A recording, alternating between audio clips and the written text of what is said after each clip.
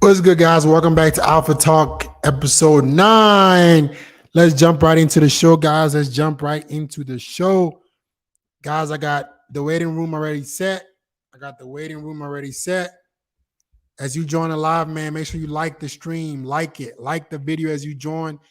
I'm jumping right into it, guys. Look in the chat. I'm posting the Zoom chat. This is how you join and ask your questions. Look in the chat right now, guys. Look in the chat. Join the chat. Let's get to the questions. I'm about to take the first caller. Let's go, JJL. You've been waiting in here for a minute. Unmute yourself, bro.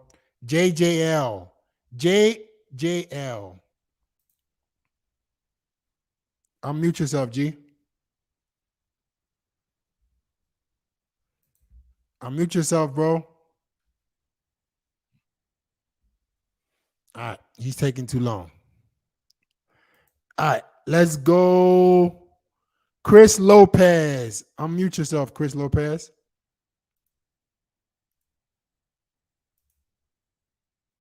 Chris Lopez.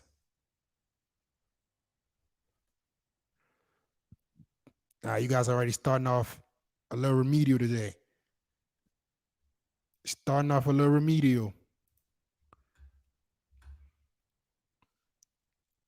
I'm going to take the next guy. You guys are taking too long. Let's go, Jeff. Unmute yourself, Jeff. What's your question? Can the guys in the chat hear me?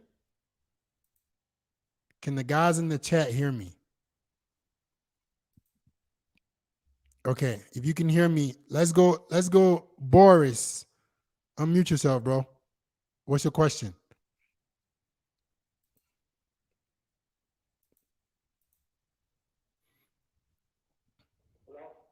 What's good, man? Can you make sure you speak into the mic so everybody can hear you?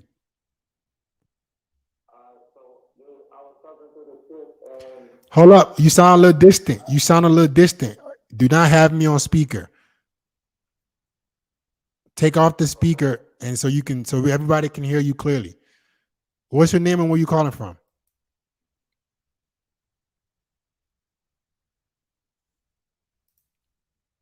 Unmute yourself again. What's your name and where you calling from, bro? Make sure you're speaking into the mic. I'm from Tampa. My name is Boris. Okay. And you guys, I could barely hear him. Can you guys hear him? Nobody. I could barely hear you, bro. You got to speak into the mic. I don't know what's going on with your mic.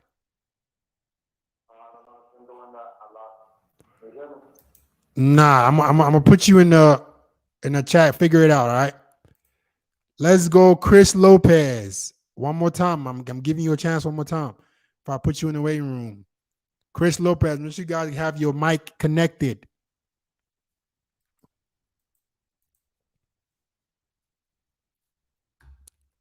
All right. Everybody in the chat right now that is waiting for me to call on them, connect to your audio and raise your hand. Do not wait for me to call on you to start figuring this shit out. Let's go, man. Let's go, Antoine Brown.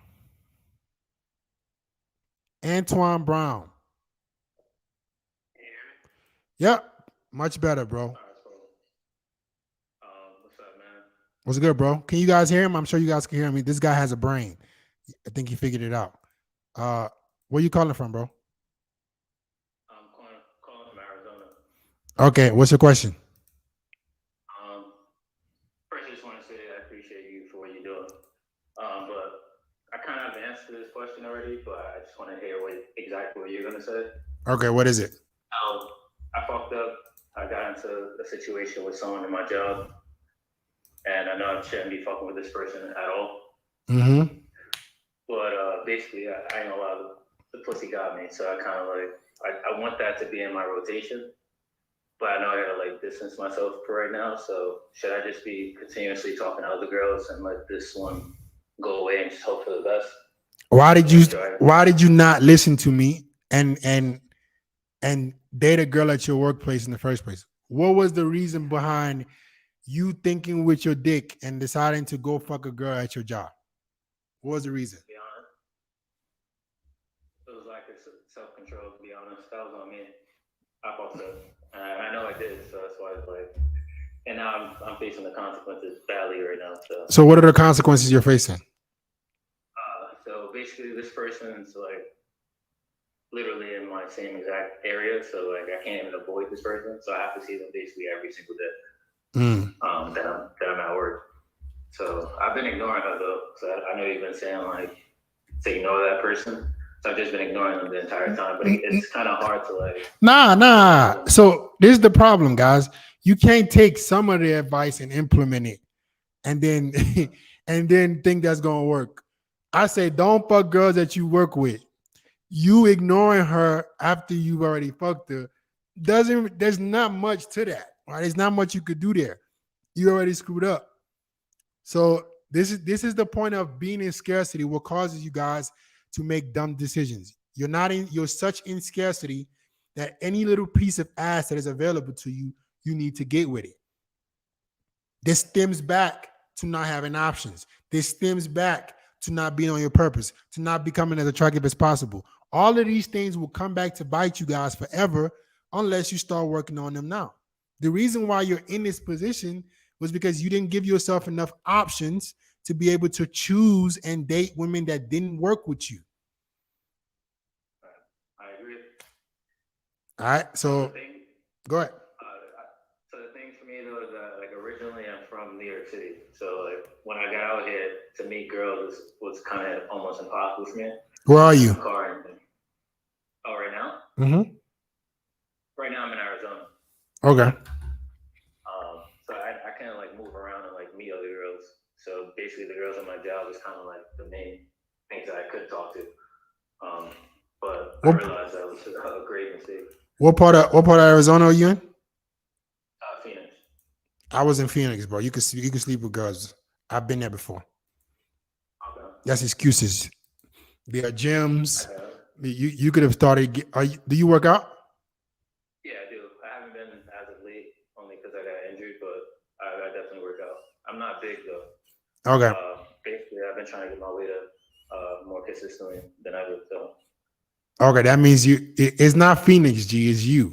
You're not an attractive guy enough to be able to attract girls, regardless of where you are.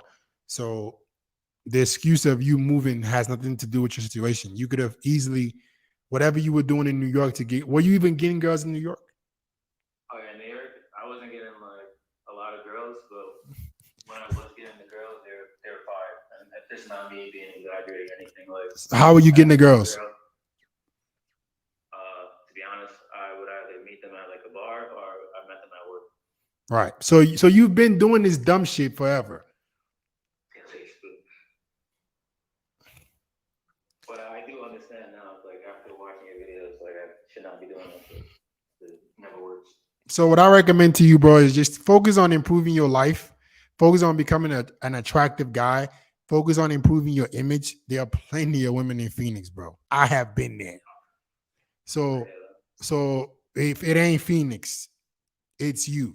So go work on your image so you stop having to deal with women that you work with. All right. Yeah, I appreciate that. All right, bro. Peace. Have a good one. Everybody that's joining the waiting room right now, raise your hand if you want to be called on. I'm only calling on people who can raise their hand. Only raise your hand if you want to be called on. Alex Pink Pinkney. Alex Pinkney. Unmute yourself, bro. Yes, sir. Hey, what's going on? What's going on, man? How you doing? I'm doing well. Can you hear me well? Yep. Perfect. I had a question about dating in my situation. What's your So situation? I met a girl on Instagram. She does a lot of like conservative pro life stuff, but I met her in person last year. Then I went out to eat with her a couple weeks ago, and I think we had a really good time. But then I texted her like, "Hey, I find you very attractive. I want to get to know you more." And she basically gave me a big paragraph. So to make the long story short, she was like, "I think you're a great guy. You're a natural born leader, but I don't know what I want. I'm not looking for a relationship." So in the back of my mind, I said, "Well, usually when women say they're not looking for a relationship, they're just not looking for a relationship with me." But then on the other hand, it's like, well, if she's giving me all these compliments, she clearly finds me as a suitable. It seems like she's finding me as a suitable mate. So what should I do? Okay, guys, let me make this very, very clear. Are you listening? Are you listening to me, bro? I'm sure you are. I think you just got muted again. But I just want to make sure you're hearing me. Are you listening to me? Yes, sir. I want to make sure that every single guy who is listening to this stream is listening to me. You don't know a woman likes you until she fucks you. All this nonsense about compliments, all this nonsense about a woman texting you, you guys really think that women communicating with you means that they like you. That don't mean shit. You took her out to eat, correct? Correct. You took out a girl to eat that was not sexually interested in you. Why did you do this? Well, I'm not really interested in having sex prior to marriage, so it's not a big deal. Well, listen here, bro. Listen here. All of you guys who are waiting for marriage, I don't give a damn if you're waiting for God to come back. The strategies apply the same. Does a girl want to get with me? That's the only girl I'm going to date. This is the problem. Oh man. Guys, I don't care if you want a girlfriend. I don't care if you want a wife. I don't care. It doesn't matter what you want. The process of vetting girls into your life, right, stays the same. And you're in a climate where you waiting for marriage. Are you looking for a virgin? Not necessarily a virgin, but someone with a low body count, ideally, yes. Okay. So are you a virgin? No. Okay. So when did you decide to stop fucking? Well, I became a Christian, so I just don't believe in having sex prior to marriage. Okay. And I respect all religions, bro. Right? I respect all religions. I wish you guys the best in whatever you believe in. But what I want you guys to step back and think about is the current environment with the women you're dealing with. No matter what you believe in, FedEx Fearless is a supporter. But please don't be oblivious to the fact of the current climate of women you're dealing with. The current climate of women you're dealing with are not virgins, don't have low body counts. So, in my opinion, you're setting yourself up for a huge failure if you're not playing the cards to your favor. I don't give a damn what nobody says. I don't give a damn what people talk shit about the red. I don't give a damn. I am very realistic and I'm very practical.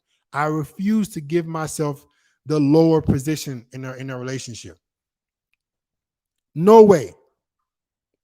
No way. I refuse because as a guy, and I respect what you believe in, right?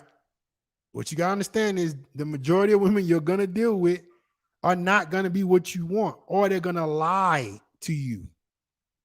The worst thing I want you to go through is to keep up this strategy, and then you get a girl who's pretending to be this girl with a low body count, and then eventually in 5 to 10 years she finesses you and takes all your shit. So you got to step back a little bit. Yeah, you could be Christian. I respect it. But bro, being Christian and making good decisions, they can go hand in hand.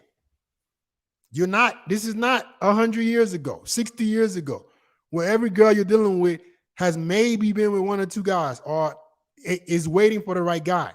That's not realistic. I, as a human being, cannot give you guys the advice that said, hey, bro, don't fuck a girl till marriage. Well, good luck finding a girl who ain't doing that shit. Good luck. So what you run the risk of doing is either, can you mute me in the background or whoever that is? What you run the risk of doing is you run the risk of dealing with women who you turn them off because that's not what they're looking for. Right? They're not looking for marriage on the first date. Right? Or they're past their prime and now they're looking for a sucker to come cuff them. You don't want to be that guy. You don't want to be that guy who's going to be dealing with a woman who's pretending to be pure, all because she doesn't have as many options as she used to have. And now you fell for it thinking you got you a good girl.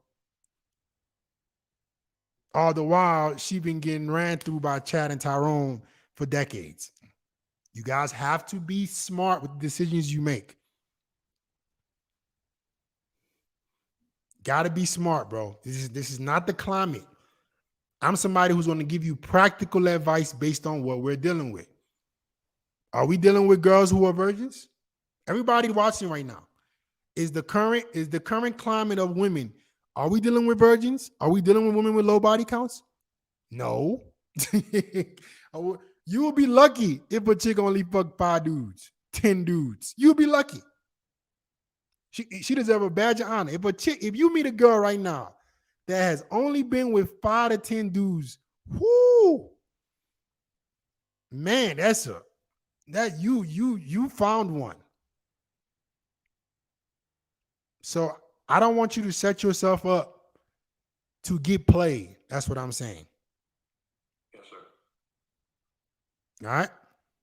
So, all right, bro. So analyze what you want to do, bro. Okay. All right. Guys, I'm gonna be the first one to tell you guys.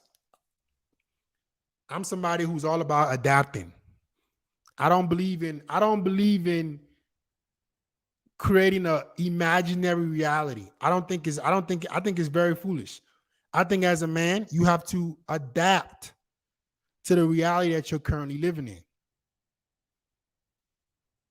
Right? If we were dealing with virgins and girls who are pure and girls who are looking for something serious, I will be the first one to say, hey, bro, take your time. You know what I'm saying? Maybe find a good girl for you.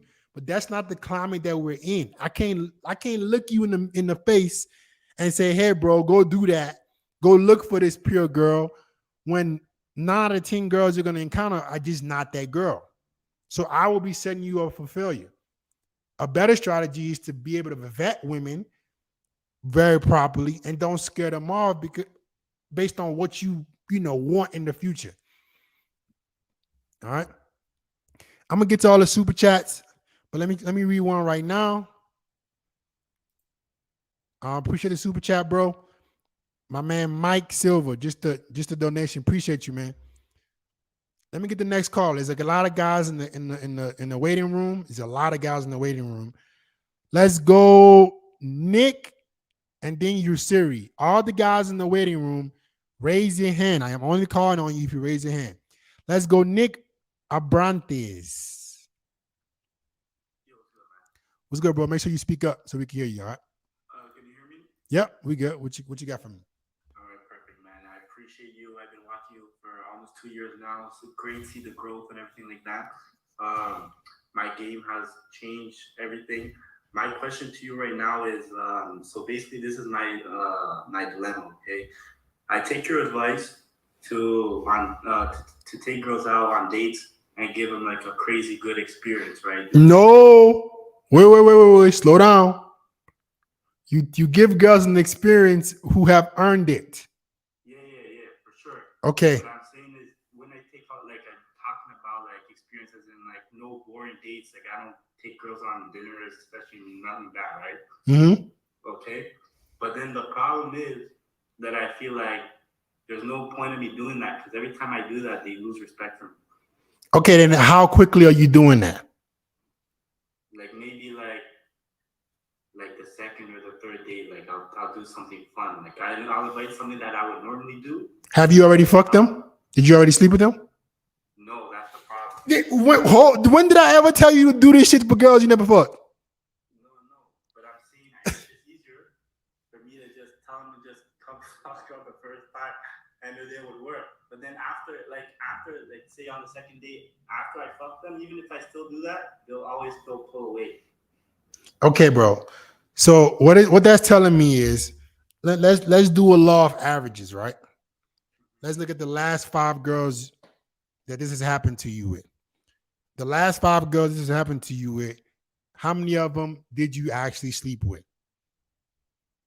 3. So you've only slept with 3 out of 5 of the girls that you've given an experience. Yeah. So 2 out of 5 of the girls, you gave them an experience without fucking them. Yeah, and that's the ones I like the most. The ones you like the most, you gave them an experience without fucking them. Yeah. Don't you see how that makes you look like a beta male? I know it does. Now let me ask you, we still going, we're not done there. Yeah. I want the hardest truth. Okay, so out of 5 girls, you've taken 2 out on an experience you didn't even fuck. Makes you look like a beta male. The next 3, all right, how many days did it take you to fuck them? Normally 1 or 2, max.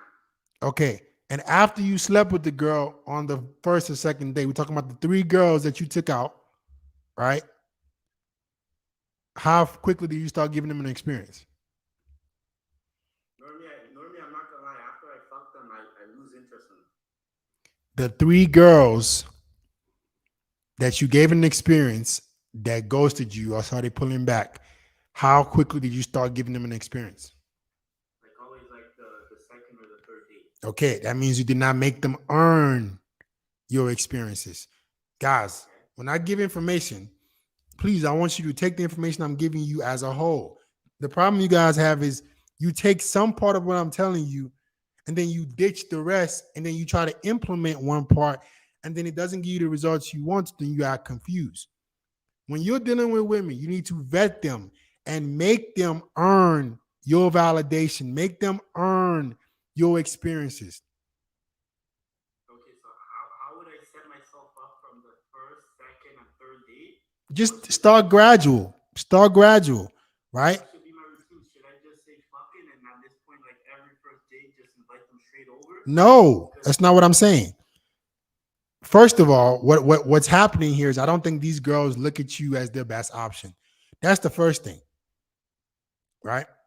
How are you meeting these girls? Honestly, for the most part, it's always the girls that I actually take on date. They always initiate me first. They either one, like they give me choosing signals outside, so I talk to them, and then I do all the like I like doing all the pursuing. I like the chase, So I set everything up like I do all everything that I'm supposed to do, right, as the man. So after that, I do very short texts. I just be like, okay, great. I set up the date very quick, and then I ghost them until the day of the date, and then I keep the mystery alive. So where are you taking them on a first date? Where are you taking them? So this is my go-to, okay? So the first date, I just go on a quick hike just to feel it out. Either the hike or a beach. That's it. Some simple things. Most of the time, I don't even be spending any money just to see if the vibe is there. First date, I try to I normally always escalate to at least a kiss, but I don't even like smashing on the first date. Because me personally, but the problem is if I don't smash quick enough, I feel like they lose respect for me. Okay, genius. Let's slow down, bro. You see, you're all over the place. You're taking women on a hike where it's hard to escalate. And then you're trying to escalate. And then your escalation is a kiss, which a kiss when you're not in a position to escalate to sex is a bad idea. Stop. So you're escalating. You're taking them to something where you could barely escalate at. Right? And then you're trying to escalate through kissing when you should only be kissing when you're in a position to have sex. And then if you don't fuck them, they lose interest. Well, no shit. You took them on a hike and then tried to kiss the girl on a hike. Why don't you do something where you can lead, maybe like bowling, maybe like shooting pool, that is a little bit more relaxed. And then you try to escalate. Maybe you invite her to come, look at some pictures of your travels, or whatever you want to do that's at your place. Have your escalation be progressive, not we in the middle of the mountains and I'm trying to fuck you in the mountains. It don't even go well. Okay, okay. My personal, I 100%, I understand what you're saying here. Okay, but my personal experience, I say that the hike has honestly been my best date. And whenever I take girls out on bowling or something like this, or like those have always been one of my worst dates. Okay, on the hike, right? Like What? on two of the dates, the first dates that I had on the hike, Mhm. I ended up fucking them at the top of the mountain. But whenever I go on something like a little more casual, like either bowling or like, So you smashing these girls on the mountain? yes, because I want to give them like that crazy experience and shit. Okay, so are you this is interesting. Are you have Experience, bro. hold on. Are you fucking them with a condom? Yeah, of course. Okay. So you're bringing girls on a hike and you're fucking them on a mountain on the first day. And then they're losing interest in you after that. No. Those always go well. It's always the one where I go on a first date with a girl, let's say bowling, and let's say I don't make a move on her, or whatever, and then after that, she's like, "Oh, I was so excited, like I want to see you again, all of this," and I'm like, "Okay." So then, as the man, I go, I lead, and I set up a second date. We go on a second date, and if I didn't make a move on the first day, I feel like fuck. Now I have to do something like something else on the second date, or else I won't be able to catch up and be able to like escalate faster. So you're in scarcity, right? You don't know how to escalate without the mountain. You gotta learn how to escalate regardless of the position you're in. And I would say what you do is if you do go bowling, if you do shoot pool, right? Are you teaching these girls how to bowl? Are you good at bowling? Are you good at shooting pool? Are you breaking the touch barrier? All these things are part of escalation. Or are you just going bowling? You guys are talking and then you're just bowling. Yeah, I love doing a pool myself. That was used to be one of my go-to first dates, but then I was always getting a bunch of objections because like, oh my god, like I suck at pool. Like these stuck up bitches be like, oh, I suck at pool. I don't want to do it. And then I'm like, okay. So then I just ended off right there because if you don't want to go with what I want to do, then I'm not gonna try to like. Okay, so listen to me, bro. What I want you to do is I need you to start vetting the girls that you're going out with more. Because it seems like you're going out with girls who you may think have interest in you, but they really don't. Because if a girl has interest in you and you want to take her to shoot pool, she wouldn't have a problem. She would gladly want you to teach her how to shoot pool. All right. The mountain thing where you fucking these girls on the mountain, I'll be very careful with that. Because I've told you guys before, we're in a Me Too era. So it might seem fun and spontaneous to you, but I would leave that kind of stuff for girls I'm already dating. I refuse to have sex with a girl the first day where it's not in my place, where I don't have some kind of protection.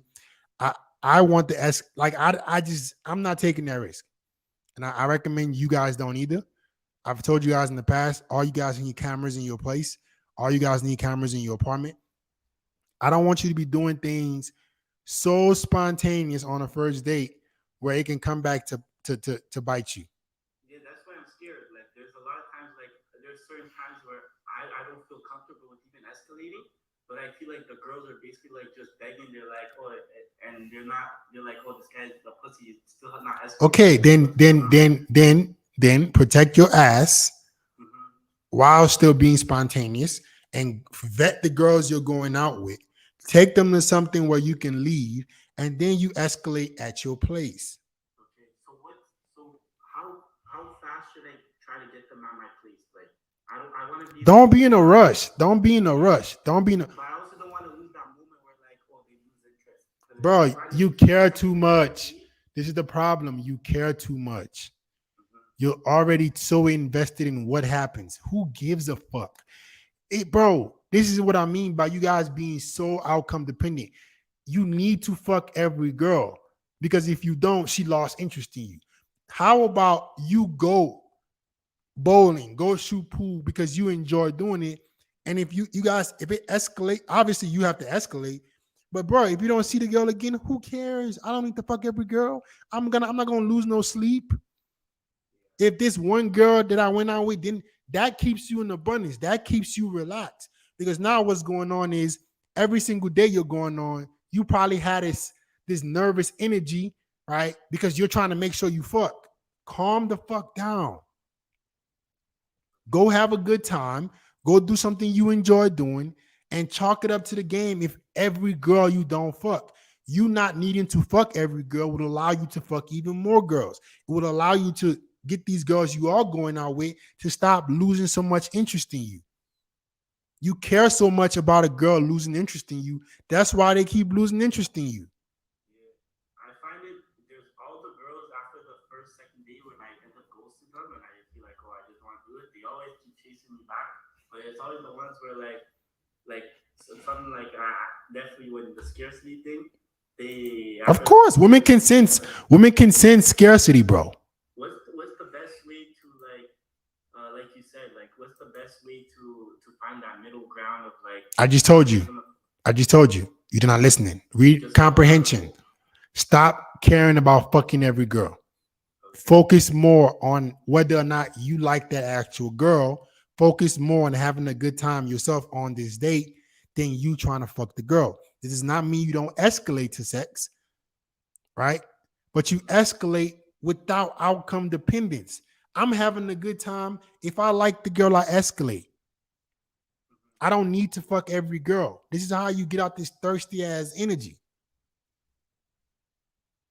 All right. I got to get to somebody else, man. All right. Thank you so much for keeping it real, bro. Appreciate it. All right, man. Have a good one. Peace. Have a good night. Let's go, you Siri. Let's go unmute yourself, my G.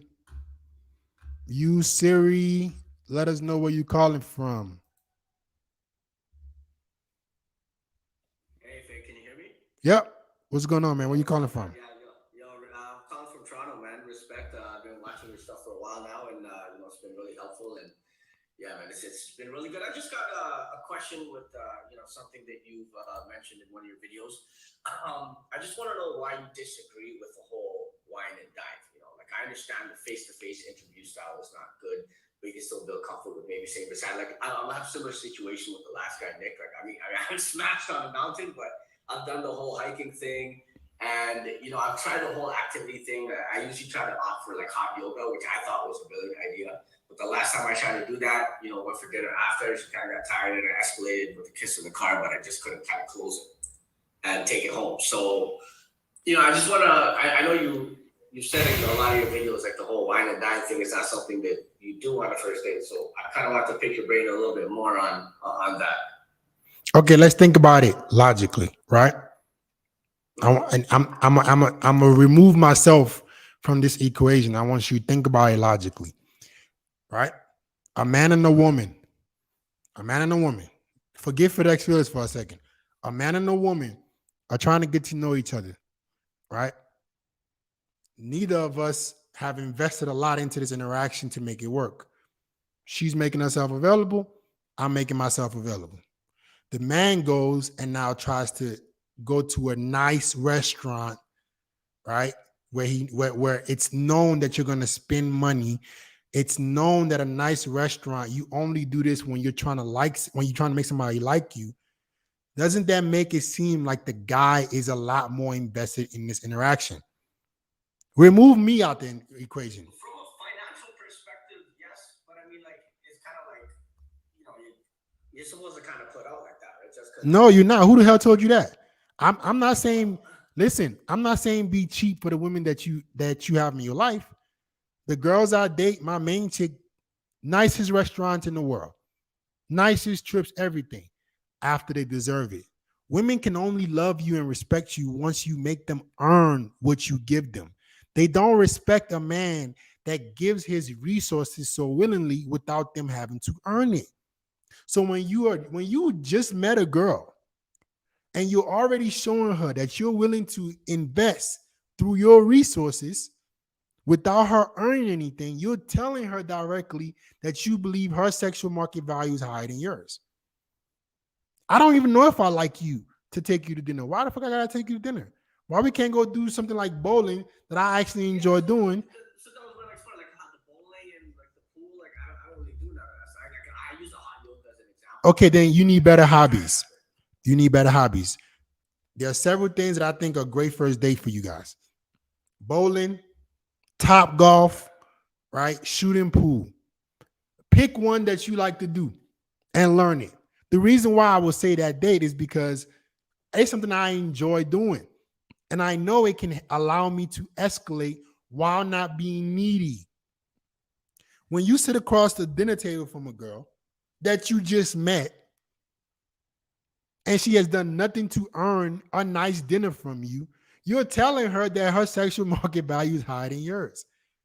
A girl will literally have more respect for you if you took her to do an activity where you could teach her something that you already enjoy doing. It doesn't come across like you're doing this only to impress her. That's what women look at dinner as. This does not mean you can't fuck girls by taking them to dinner. It's just a low return on investment activity. It's When you do the bowling thing, aren't you paying for that though? Like, okay. You obviously just did not understand what I just said.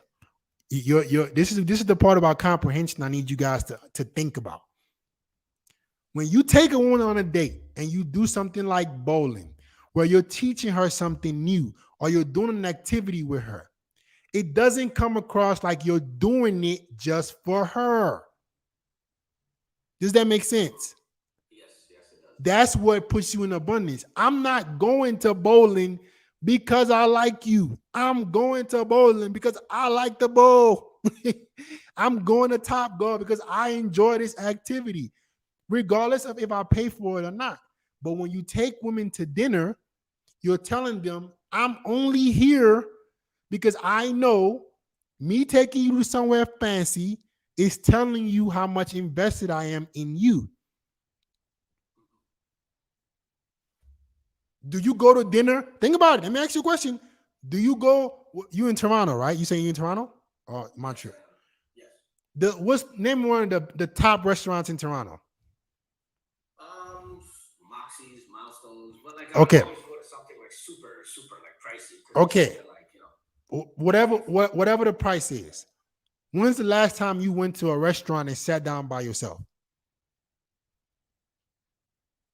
Exactly. like 2 weeks ago. Do you? Is this something you do often?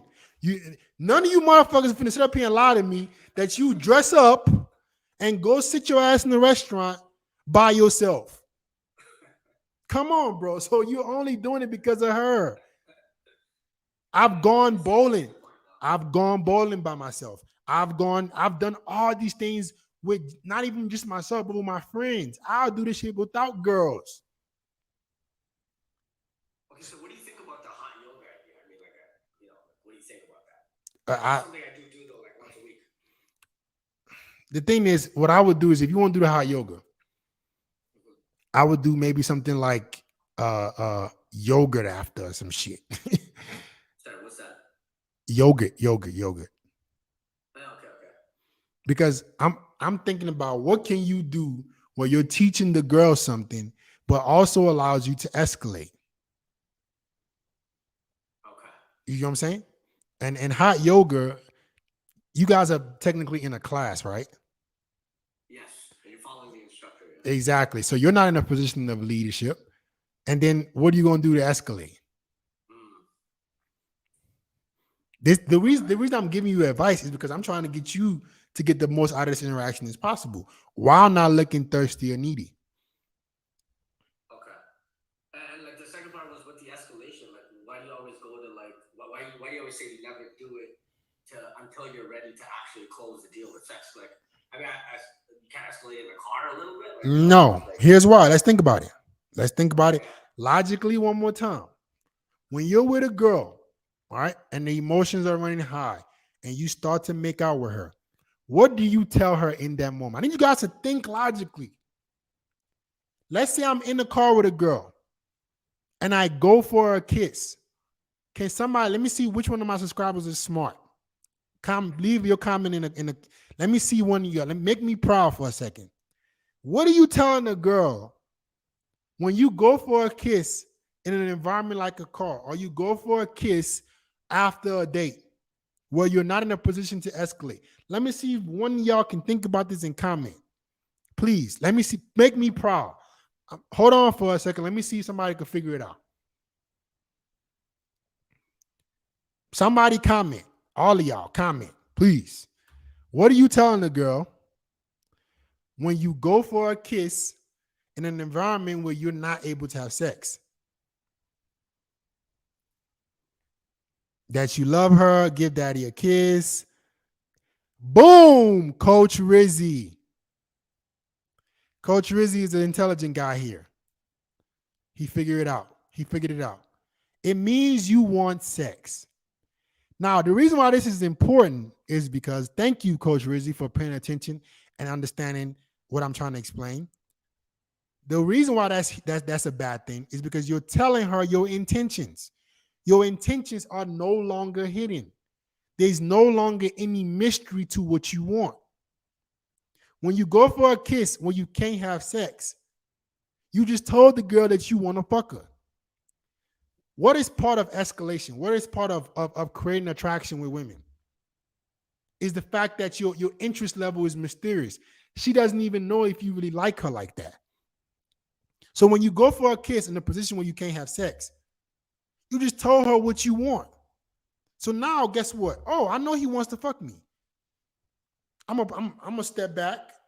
Your intentions are now clear. You're supposed to be keeping women on their toes on whether or not you like them until the moment where it's all flowing to sex. Do you understand what I mean? Yeah, that makes sense. And you're reducing the chances of any sort of fallback too. Exactly. Because the reason why they fall back, guys, is because when you go for the kiss, they now know your interest level. They now feel like they have the cards in their favor. They can now play it a little bit slow because, boom, I know what he wants. Opposed to, hey, plausible deniability. Hey, I travel a lot. Let me show you some of my travel pictures at my place.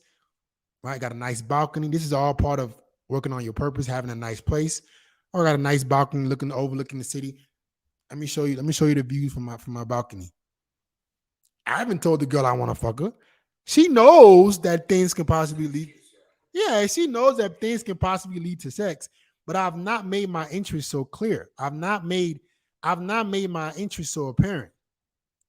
So when I do start the escalation process, there is no pause. Guys, listen to me very carefully. When you have pauses in escalation, as you guys do when you kiss girls on dates or you kiss girls in the car, when you have a pause in escalation that doesn't lead to sex, women can interpret that as lack of chemistry. This is how emotional women are. They're so that if the moment gets her hot and you don't seal the deal, she would interpret that as having lack of chemistry. Guarantee you. Well, I think part of the challenge is also not going too cold before you get to the point where you're at the spot. You know what I'm saying? Yeah. Sometimes you want to keep the heat like at a moderate level, so it's like you're not. No, Cold shoulder. this is why this is okay. Let me help you with that because the guys have made this mistake as well. That's a very good point you just brought up because I've literally had a girl tell me a guy didn't do anything and then he brought her back to her place and then he started trying to kiss on her. Escalation is a progress. It's progressive, right? So this is why it's important to go on dates where you could break the touch barrier, where you can make good eye contact. These things alone will create sexual tension without you having to rub on her ass or kiss on her. I've been on plenty of dates where just eye contact alone, breaking the touch barrier, teaching the girl how to do something, getting her calm and relaxed, but still feeling safe in my presence is enough to build sexual tension. So when I do break and we do a pause and we go back to my place, it's not like she can say, oh, this dude really likes me or he really doesn't. I'm just having a good time on a date. But you want to keep her guessing. She doesn't know. Oh, he's just We went on a nice date. He's showing me his apartment. He's showing me his pictures or whatever. Women know you want to fuck. They want to fuck too, right? But they don't want to feel like a slut. Yeah. And when you go for it, think about it. When you go for a kiss, when sex can't happen, now she feels like if she just goes back to your crib, you think she's a what? Oh yeah, that makes sense. Bro, exactly. Don't bring her anti-slut wall up. Oh, I kissed this dude. Now if I go back to his crib, he gonna think I'm a hoe. Nah, we having a good time. It's why I always tell girls, if it happens, it happens. If it doesn't, it doesn't. Women love that shit. Reason being is there's no pressure. When you kiss her and then you try to, oh, come back to my crib. Now the expectation of sex is there. Yeah, that makes sense. That makes a lot of sense. You see what I'm saying? Yeah, I do. All right, man. Okay, sweet. Thanks a lot, man. I appreciate the help. Thank you so much. All right, bro. Have a good one. All right, you too, man. All the best. Peace. All right, there's a lot of guys in the chat right now. All you guys that are waiting, raise your hand if you want to be called on. I'm only calling guys who have their hand raised. But guys, as we're in this stream right now, make sure you guys are liking the damn video. And before I get to the next person, for all you guys who can't hop on stream or you have a personal question, as you guys can see, every guy has something they can get better with women. You might have made a mistake that cost you with a girl that you didn't know about, right? If you want to book a free consultation, bro, look in the chat right now. Look in the chat right now, guys. I'm posting a link to book a free consultation. This is where you can contact me and get your questions asked. All you got to do, man, is click that link, book a free consultation, right? So I can help you out. I'm going to pin the link so you guys can see it.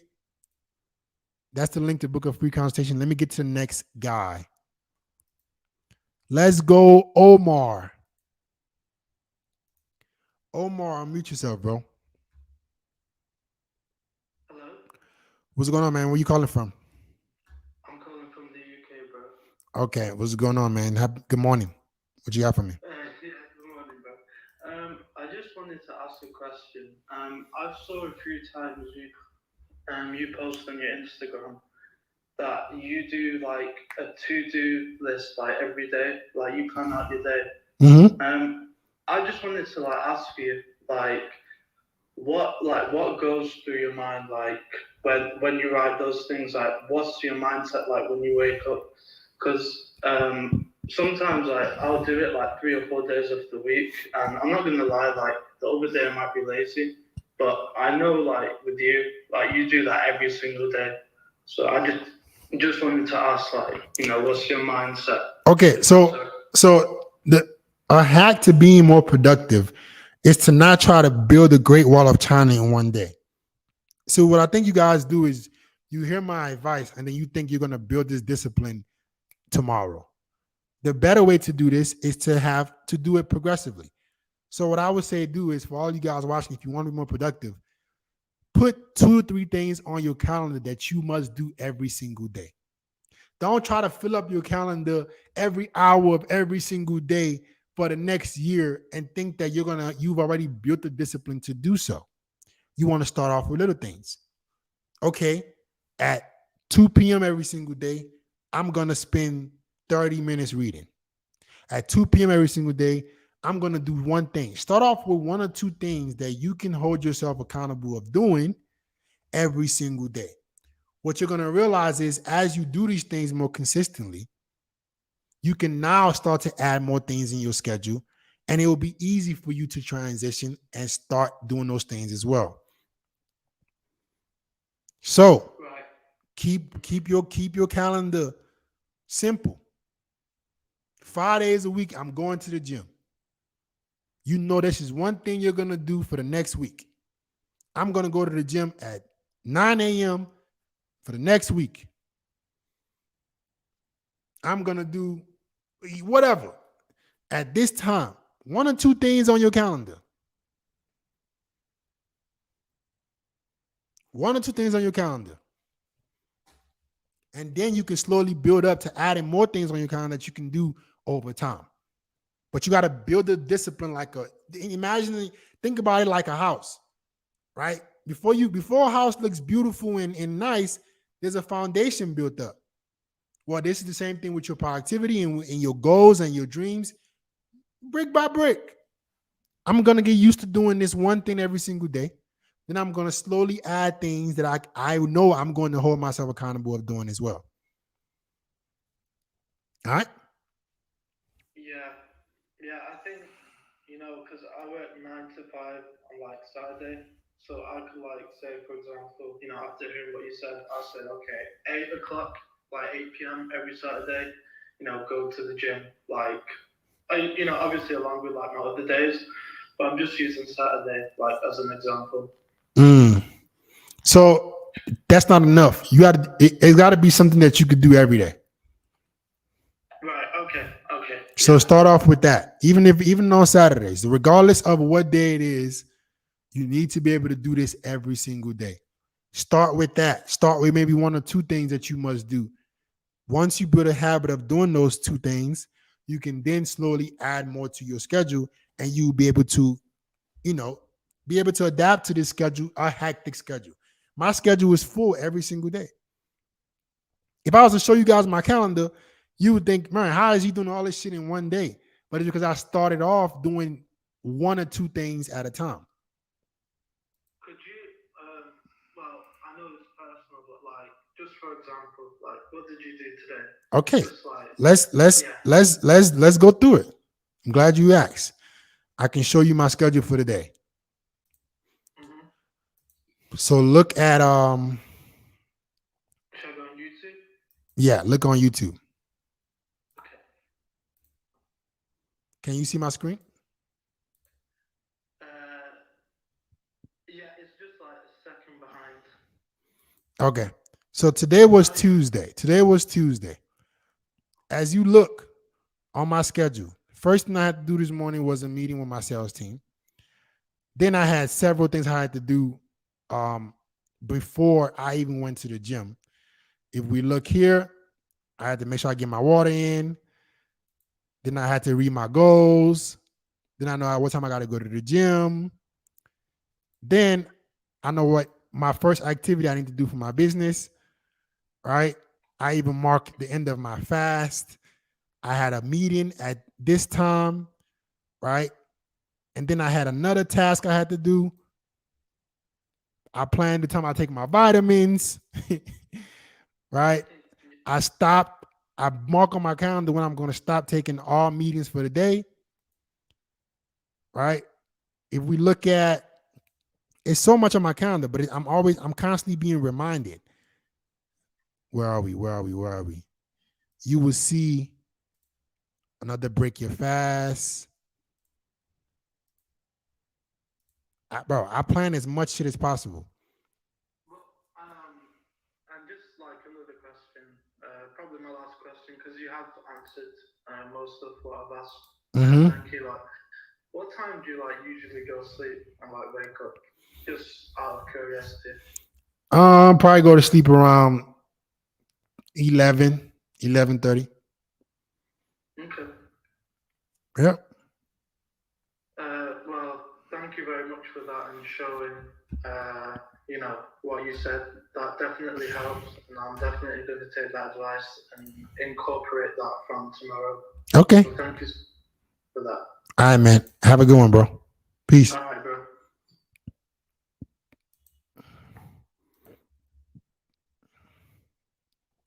Let's go Michael Johnson. But before I go to Michael Johnson, I seen a comment that I wanted to address. So Captain Milov goes, Mode 1 gets rid of all these head games. This is why I'm not a fan of Mode 1. And correct me if I'm wrong, Mode 1 is basically telling the woman you want to have sex. That's what I think it is. If it's not that in its entirety, correct me. All right. Tell me exactly what Mode 1 is. But from what I know what Mode 1 is that you're making your intentions of sex being clear. The problem with that is women, I was explaining to the guy before this, there's an expectation of sex that women don't want to feel a part of, right? And guys who are confident in their skills to be able to sleep with women, don't need to make sex an expectation.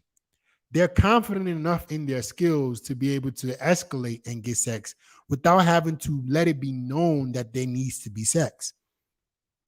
So when you are implementing mode one, you're basically telling the girl, well, there needs to be sex, or we're going to have sex, right?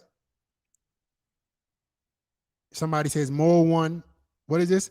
Mode one is the non-manipulative direct approach to meeting and expressive sexual interest in them. Right, exactly what I thought.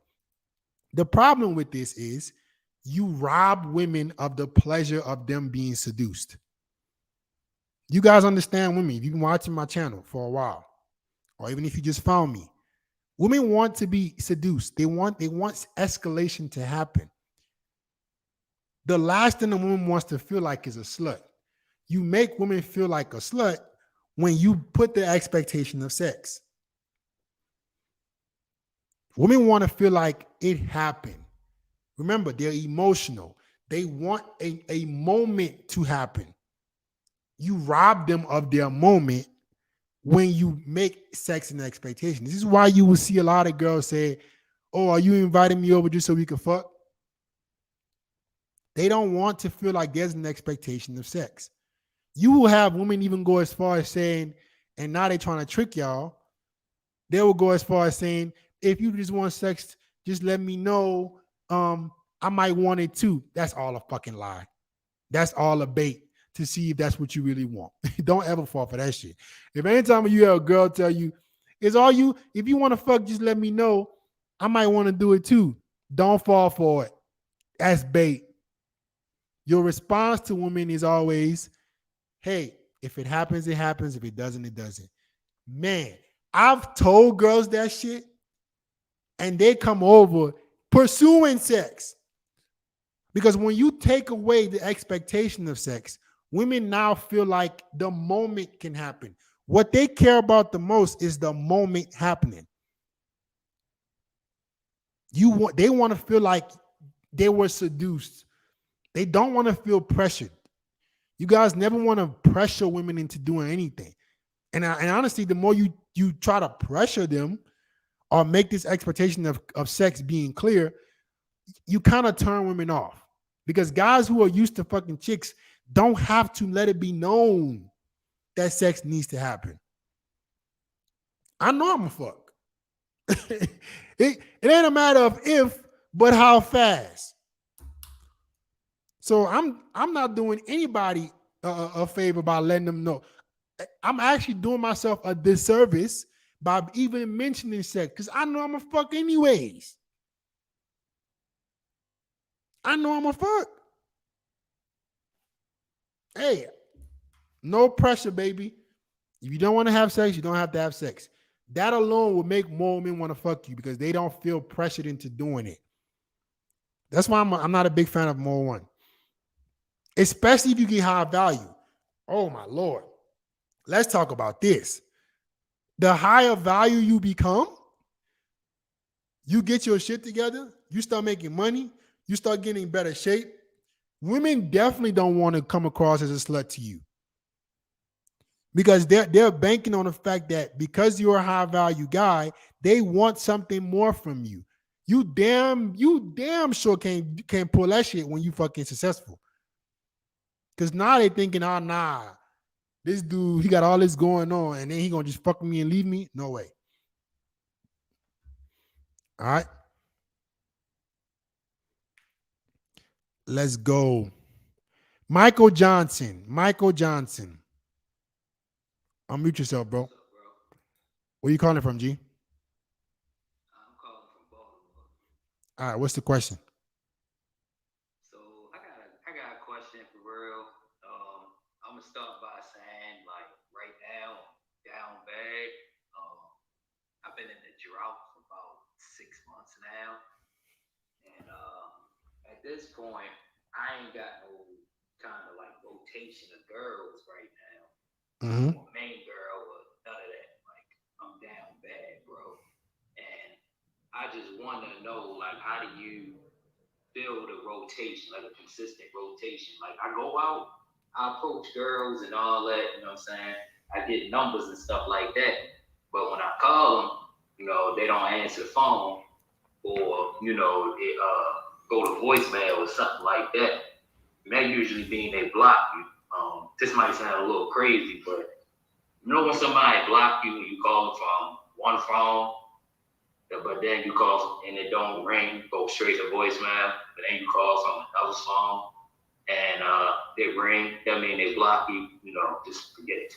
But yeah, man, I just want to know, man, like, what should I do? Because, like, I'm down bad, bro. Like, well, I don't know. Like, I'm pretty thirsty. I'm not going to lie. Matter of fact, I'm hungry. Okay, that's the problem. Let's slow down.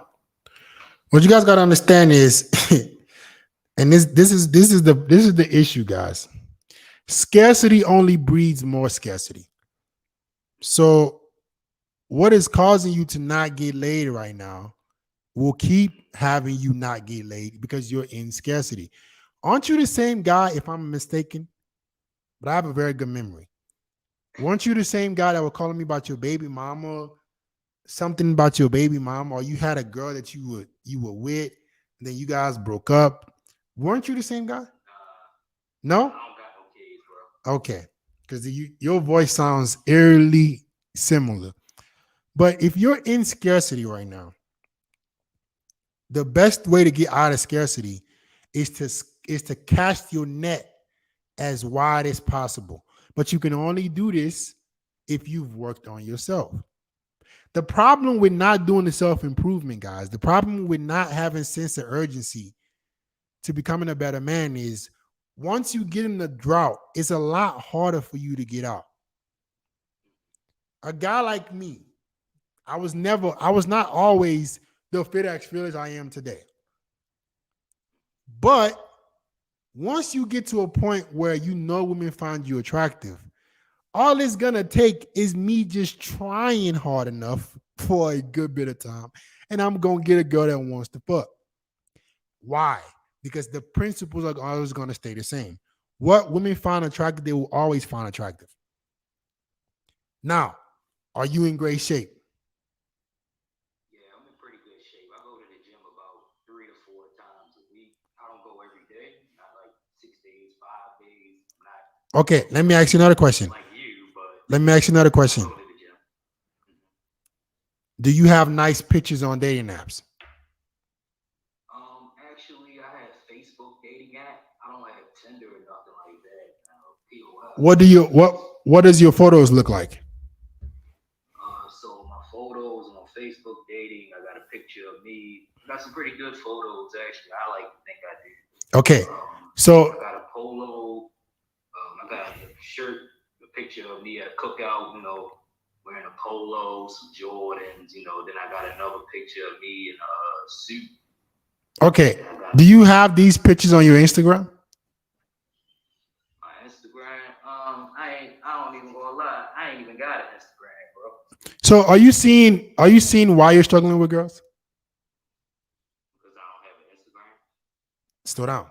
Not only do you not have an Instagram, you're not on dating apps. You're using one dating app. When's the last time you approached a girl? Last time I approached a girl, like Saturday for real. Okay. So I met this girl on Saturday, and she worked at the mall around my way, and I went in there. I had my Jordans on. I had the little what they call them, the hoochie shorts and shit. I had another shirt that matched my Jordans. She was choosing. You feel me? So she worked there, and I bought some socks or some shit like that. And yeah, so I just asked for a number. She gave it to me. But now every time I text, but like I said, I be texting her. She told me, we was going to link up yesterday, but she said she couldn't find a babysitter. Okay, slow down. I don't need you to drag this on. This last girl you approached, how many girls have you approached in the last month? Oh, I approach girls a lot, man. Okay, so you're focusing more on approaching. You only have Facebook dating. Your net is not wide enough for you to be able to attract women. And I guarantee you the photos you have on Facebook dating are not as good as you think they are. I'm wishing I could pull them up, but I don't have your Facebook. If you don't even have an Instagram, I guarantee you your digital image is not as attractive as it can be. You can't rely on one part of game to be able to consistently attract women, especially when you don't have a lot of status, especially when you don't have extreme looks. If women are not coming up to you, approaching you, you don't have extreme looks. So you got to work on your image. You got to take better pictures. You have to be out there as much as possible so you're not relying on just one part of game to get women. You're relying on a very small part of game to be able to get you out of a drought, and it won't happen. You're not going to get lucky in the next month or two. It won't happen. I'm telling you what you got to change. You got to go take better pictures. I would do a photo shoot. Go put yourself out there on every single dating app, on Instagram, on Bumble, on Tinder, on Hinge. You got to be on everything. Women do this shit. They do this shit. Y'all don't learn from women. This is what women do. They put themselves out there and they wait to be chosen. You motherfuckers think that the girl you want is going to fall into your lap. Hell no. Put yourself out there and pick the best girl for you. You won't be in a drought if you had several dating apps, if your pictures were fire. So you got to do a better job of casting your net out wide. You can't just be relying on one part to be getting the consistency you're looking for. Yeah, and I also want to start going out more. But the thing is, like when I go out and stuff, it's like I'm like a ghost, man. Like that means the women don't find you attractive. That's what they're telling me. Guys. I don't know about that for real. I mean, maybe that's a possibility, but it could be funny for real. Like they don't really be when I go out with like clubs and stuff like that. It's like they don't really be paying me. That means they don't find you attractive. If you go in a public setting, a social setting at that, and women are not sweating you, there's a reason why they're not sweating you. They're not sweating you because they don't. Make myself more attractive. You got to get in better shape. You got to start dressing well. Okay. So like on the dressing well or whatever. I dress pretty casual. I like Jordans. I like Nike. That can't cut it. Hell no. I'm about to put a free ebook for you right now in the chat that's going to help you dress better, increase your status and attraction through fashion. It's what I call my fashion ebook, Fuck Boy Formal. You can't be dressing casual expecting to attract girls consistently. All of you motherfuckers that are dressing casual, looking like bums, right? Looking like regular dudes, look in the damn chat right now, bro.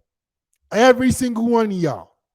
It's a free ebook I put together on the frameworks on how to dress more fashionable so you can attract women through your fashion. Look at the damn chat. Click the link. It's a free ebook. Jordans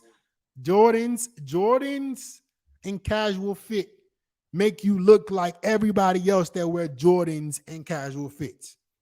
A regular dude. So you got a lot of work to do, bro. I would start there. I also got some boxes of Tea Hanley. Mm-hmm. That's a pretty good skincare routine. I actually used your code to get it for like awesome. I think 30% off or something like that. Mm-hmm. I use that every morning and stuff like that. So that's I like that skincare routine. Only every morning? No, at night too. How many times a day? I'm not gonna lie. Like on an average, it's probably like once or twice a day. But because the bottle is so small, so I'll be trying to save it. Bro. I would just get on a subscription, man, and get more, bro. I wash my face like, bro, no fucking cap. I got this shit next to me. I wash my fucking face like 3 times a day. Yeah. There's no way in the world you will be able to wash your face twice a day. and have really, really clear skin. That's a big. Can you put that back up again? Yeah, but I order. See, I order mines. Even when they send it to me, I order more myself. All right. So That's a big bottle. See, my bottle is like, like what? I think like I ain't got it here with me right now, but it's like a couple ounces. to just get more, or just or figure out a way you can get maybe get a bigger portion of the wash. Look on the site and see what you can get, but you gotta wash your face more than twice a day, bro. But I would start there. Let's start with you being more consistent with taking care of your skin, be more consistent with dressing better. Let's start creating an image of yours that is attractive and not just use approaching in Facebook dating. You got to put yourself out there, bro. All right. I got to get to somebody else. So, one more question. Last question. Better be hurry up. I got to go. When was the last? What was the longest drought you ever been? Hey, I've never, bro. I'm not going to lie to y'all, bro. Maybe when I was in college. This was before I started doing any self-improvement. I would say probably What was that? maybe a few months. And what did you do to like, I started taking pictures. yeah, I was already working out. I just didn't have a good digital image. I guarantee you that changed my life. That's why I'm telling you guys the same advice. okay. And I'm not gonna lie, like I have I know this is kind of embarrassing, but whatever. I have a porn addiction, and I only do it because I ain't been getting none. So it's like I feel like I gotta get it off somehow. And listen to me, guys. Porn is the worst shit in the world for you. And forget, I'm not finna get on a rant about porn, but I think it's the worst shit for a man, bro. It destroys your ambition. It destroys your sex drive. It makes you not sensitive to women. But listen to me. Hear me out. Another thing about porn is it destroys your ambition. You want me to you want to bet? I'm willing to bet you money. You stop watching porn, and the only way you can get off is to fuck a chick. You're gonna be doing some self-improvement with some sense of urgency. Oh, you struggling? You struggling? If you struggling to get chicks right now, hear me out. If you have a porn addiction and you're struggling to get girls because you keep watching porn, your only way of getting laid moving forward is to be with a real girl. I guarantee you're gonna start doing the self-improvement fast. You're gonna be in good shape in no time. You're gonna be fashionable like this. You're gonna be doing photo shoots every month. I guarantee you, if your only way to get laid was through an actual girl, you will figure it out quickly. All right, I gotta go. What would I do if I get the urge? Go out and go do some push-ups. Go do a photo shoot. Go do things that are gonna put you closer to being with a real woman. All right, bro. Have a good one, bro. Thanks for that advice. Peace. Guys, the thing about porn is this, right? It's a cheap form of dopamine. And I don't agree with people who claim, oh, you should do it, to get it off. I don't believe in that. I haven't watched porn in over 2 years. Almost 2 years, my bad. Not 2 years quite yet, but almost 2 years. And I guarantee you, I ain't fucking 5s and 4s because I'm horny. Ain't no way. That's a bunch of bullshit. All this nonsense about no porn makes you fuck 3s and 4s. Hell no. I don't know what the no, sir. I have no urges to fuck 2s and 3s. So that's a bunch of nonsense. I still want to sleep with attractive women. As a matter of fact, I feel like now I'm a little bit more selective. I feel like now I don't need to get it off with anything. Only 10s is not realistic. Unless you have an incredible status, you're not getting 10s, bro. Let's keep it 100. I'm talking about real dimes. All right. A beautiful girl, yes. 8, 9, yes. But some of the most beautiful girls I've been with has been outside of porn. Right? Because I have sense of urgency to getting myself out there, making myself look good. I do photo shoots every other month.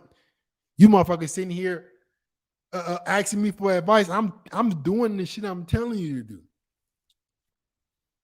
I just did a photo shoot a couple weeks ago. I'm going to do one in a month. You got to constantly be trying to improve your image. Constantly be trying to be more attractive. So that way you're not stuck in a rut needing to fuck a two because you're horny. If you put the sense of urgency into improving yourself, you won't have any desires to fuck a five or watch porn. Guarantee you. So all this, I'm horny. If I watch porn, it's gonna stop me from sleeping with a five is nonsense. Because I ain't waking up needing to sleep with a four. Why photo shoots? So you can display an attractive digital image so you can consistently attract women without having to spend so much time. That's all it comes down to. We're in a social media era, bro. More than half of relationships are happening online. Shit, if you don't think you need to have a good digital image, you fooling yourself. Not everyone is jacked. Well, guess how quickly you can get in good shape. I'm not asking you to be jacked. Guess how quickly you're going to get in good shape if you do everything I do every single day. I track my food every single day. I work out for 2.5 hours.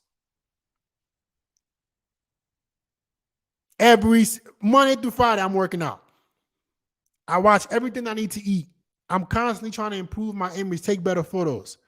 I guarantee you, you're going to be on the way if you get that sense of urgency right now.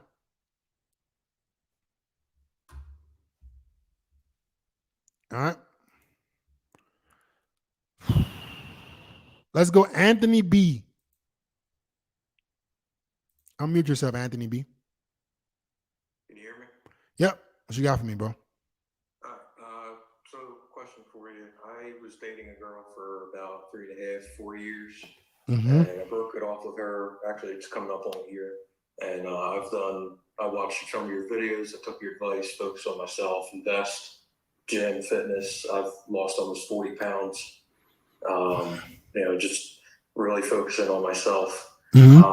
About maybe 2 or 3 weeks after we broke up, she found somebody else, and it kind of upset me. But I'm also questioning, did she have this plan the whole time? Of course. Let me save you the stress. Nobody's magically popping up in 2 or 3 weeks. She was already fucking them. The guy was already there. Already fucking him? Let's think about it. You were in a relationship with her for how long? Almost 4 years. Almost 4 years. In 2 or 3 weeks, she popped up with another dude. How the fuck that happened? If she was only focusing on you for those 3 to 4 years, how is that even possible? That's not even physically possible. That somebody could be with you and only you for 4 years, and then in 2 weeks they find somebody else. How? That's not even how. That's not physically possible. She been was fucking with the dude. Here's the thing that you guys don't understand about women, right? They plan their exit strategy a long time before they make it clear. This is why you have to be extremely, now I wouldn't say cutthroat, but you can't tolerate no nonsense. Because they will do it to you. They don't give a fuck. You think these girls are finna break up with you and not have an option ready? You crazy. She was already planning this. She already had the dude ready. She probably was already fucking him. All right. This is why you gotta when you're dating a girl, guys, the game never ends. You never get complacent. You never turn the other cheek with disrespect. You never. I don't give a damn if you've known this girl for 10 years. You got to remain the guy that you were from day one. Constantly trying to improve yourself, constantly making yourself a catch. The thing about women is this. This is how you avoid this, right? If they fear that you can do better than them, if they fear that them leaving you will hurt them more than it will hurt you, they won't go nowhere. This is the problem. This is why, guys, you need to stay in good shape. You need to always dress well. You need to check bad behavior. You need to always be willing to walk away. Because what you're subconsciously telling her is, I can replace you. Guarantee you in this 4-year relationship, she got comfortable. She felt like she had you. But women will come up here and scream up and down, and no, you're toxic. A man should give his woman security. Give her that damn security. She cheating on your ass, planning her exit strategy months before. Who are you going to listen to? You going to listen to the girls or you going to listen to me? Because what happened to you, you could have avoided. Guarantee you, I'm willing to bet, you turned the other cheek to a lot of disrespect. Or you got comfortable. You let your looks go. I did gain a lot of weight. She did dictate a lot of things. She was very in control. How did I know? How did I know? I never spoke to you in my life. How did I know? How did I know? So you guys got to be very mindful of the advice you listen to. Please always listen to the fisherman and not the fish. I know these girls. I know how they operate. They will try to convince you that you don't have to keep it up. They will try to convince you that you putting them in scarcity is you being toxic. Hell no. You putting them in scarcity is what keeps them there. You stop being attractive to other women. You stop being you stop giving her competition anxiety. The moment a woman feels like there's no more competition, you've lost her. It's over. I made this mistake, guys. I've told this on many videos. I learned this the hard way before I knew anything about what red pill was. Before I knew anything, my girlfriend in college told me this shit. She said, I'm the only girl that wants you. My dumb ass back then, I'm thinking, isn't that what I'm supposed to do? I'm supposed to make you feel like I'm supposed to make other girls disappear, right? And guess what that did? That led her right into the next guy's arms. That's why she cheated on me. Because she didn't feel like another girl wanted me. She didn't feel like she was competing for something. But they would sit up here and tell you guys, no, give her security. No, you can stop working on yourself so much. If I can add to that, that's exactly what she did. She convinced you that it was okay to tone it down a little bit, huh? Because I was trying to work on my fitness, and she said, "No, you don't need to do that. You find the way you want." How did I know? How did I know? Guys, you guys, please, it's very, the thing about women is this, right? The thing about women is this. What I'm the most scared of about women and you guys is when you finally meet a girl you like, I worry that you're going to let go of everything you've learned. And that's the moment you lose her. Because the advice I'm telling you, I'm not making this shit up. I've experienced it firsthand. I've experienced a woman telling me oh, baby, you don't got to do all of that. Oh, baby, you'll find the way you are. Meanwhile, the next Chad that she see or Tyrone she see, she's getting intrigued by him. Why she's convincing you that it's okay to not work for that? Hell fucking no. I don't give a damn if you've known a girl for 50 years. You better be trying to be as hot as possible to all women. Hey, I ain't stopping my looks.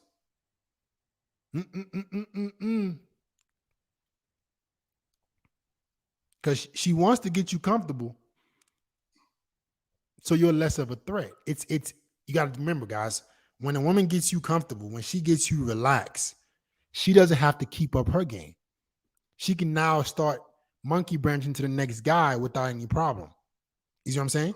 But when she has to worry about your attention, it's hard for her to monkey branch. Does that make sense? That makes a lot of sense. So let me ask you this too. She so the guy that she settled with really isn't that he's I'd say he's like a 5 or 6. Mm-hmm. He's more overweight than I am. Would you say that's a downgrade? So the thing is, he's probably been playing his role for a while, and he's the next available thing. Women don't always upgrade, guys.